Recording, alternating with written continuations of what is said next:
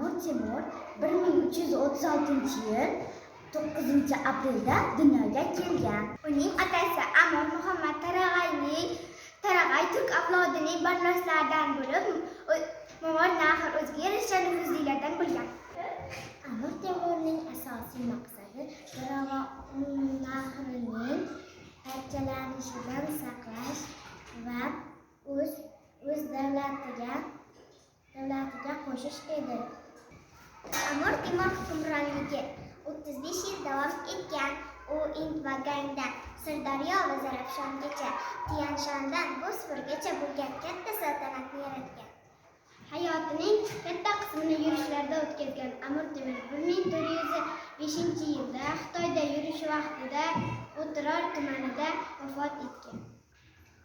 U yashab mehnat qildi, yerlarni zabt etdi va o'z tarixini buyuk insonlarning tarixiga aylandi.